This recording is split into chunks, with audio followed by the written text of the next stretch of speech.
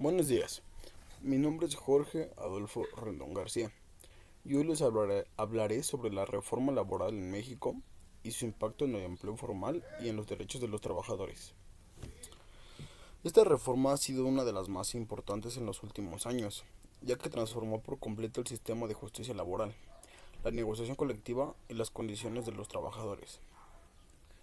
¿Por qué este tema es relevante? Porque el trabajo es la base del desarrollo de cualquier sociedad. Sin embargo, en México, millones de trabajadores han enfrentado condiciones laborales precarias, largas jornadas sin pago de horas extras, contratos temporales sin estabilidad y falta de representación sindical. Con esta reforma, el gobierno buscó atender estas problemáticas y alinear las condiciones laborales con estándares internacionales.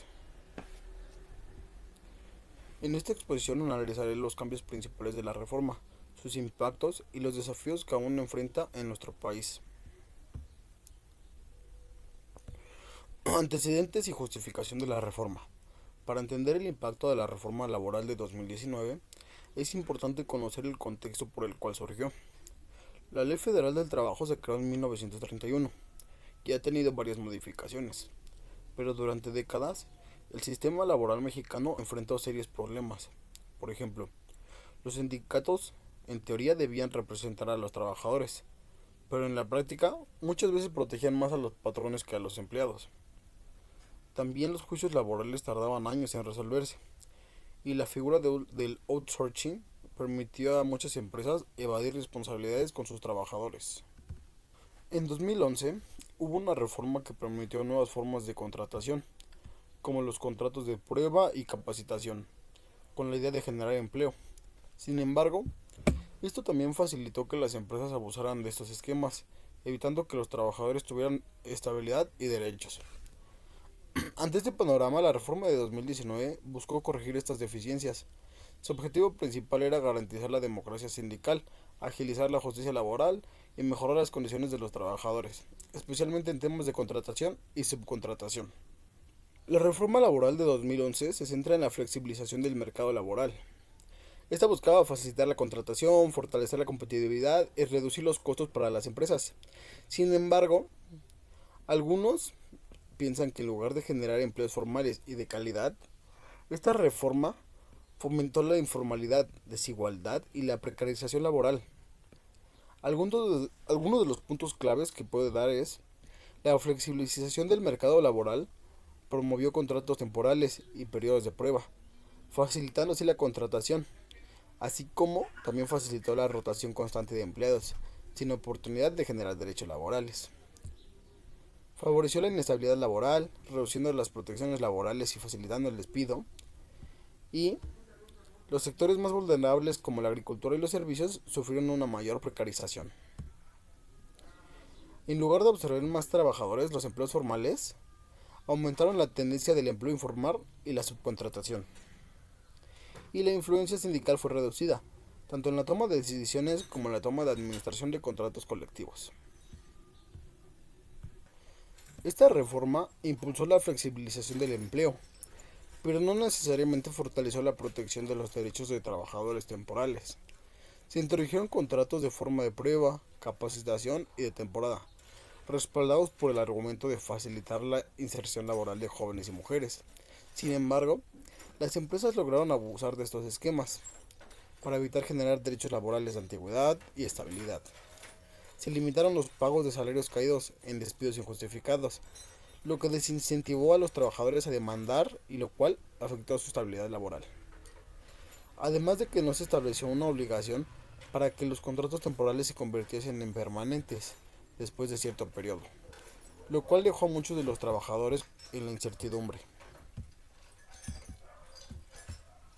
Aunque la reforma laboral reconoció oficialmente a los trabajadores temporales, la mayoría de sus disposiciones fueron enfocadas en su contratación y rotación, en lugar de fortalecer lo que realmente importaba, que eran sus derechos y su estabilidad laboral.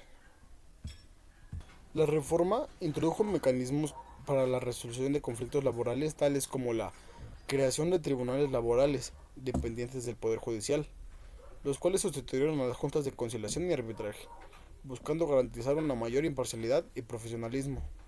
se implementaron centros de conciliación a nivel local y federal, los cuales se encargan de mediar entre trabajadores y empleadores, antes de que el conflicto llegue a instancias judiciales.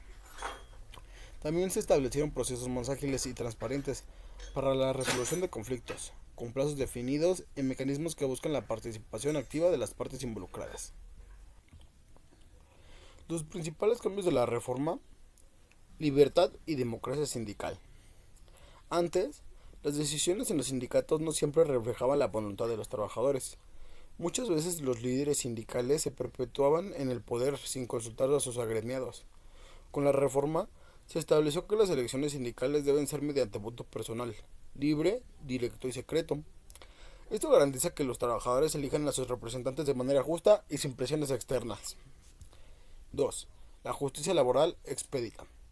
Antes de la reforma, los conflictos laborales se resolvían en las juntas de conciliación y arbitraje, pero estos procesos podían durar años, afectando tanto a trabajadores como a empleadores.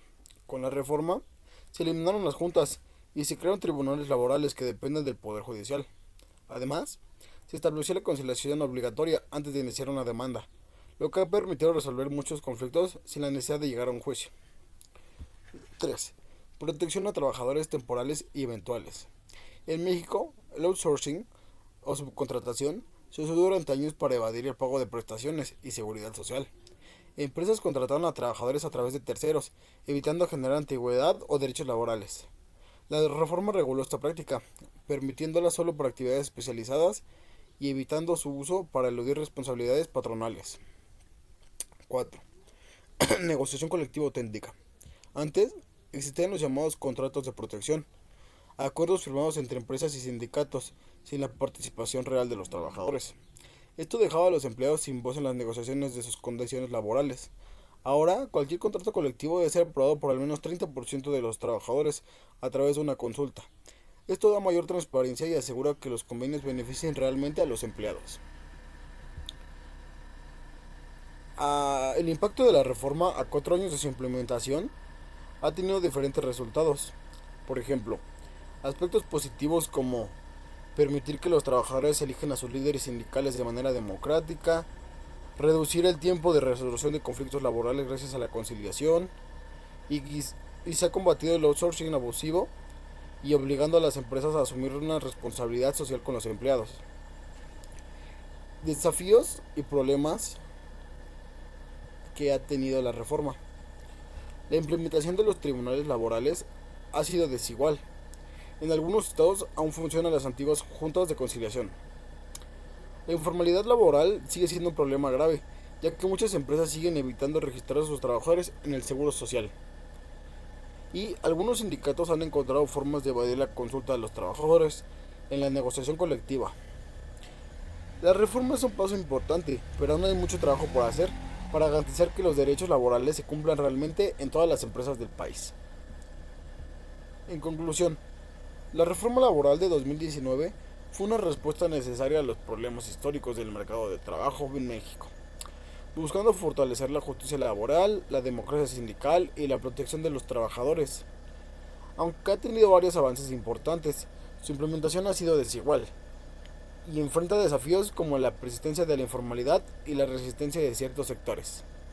El éxito de esta reforma no depende solo de las leyes, sino de su aplicación efectiva y de la vigilancia de los trabajadores, empleados y autoridades.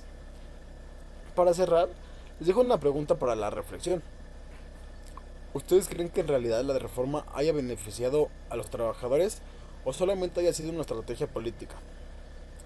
En conclusión, la reforma laboral tuvo como objetivo modernizar el mercado de trabajo en México, mejorar la resolución de conflictos y fortalecer la transparencia en las relaciones laborales. Tuvo aciertos como la creación de tribunales laborales, la implementación de centros de conciliación y el impulso a la democracia sindical. Sin embargo, también fue causante de críticas debido a algunas medidas como la flexibilización del empleo, la contratación temporal sin garantizar estabilidad o condiciones favorables para los empleados, además de la subcontratación, ya que esta continúa siendo un mecanismo de precarización laboral en ciertos sectores. Los avances en términos de regularización y justicia laboral deben verse respaldados por una correcta implementación y supervisión para evitar abusos que afecten los derechos del trabajador. Muchas gracias por su atención. Gracias.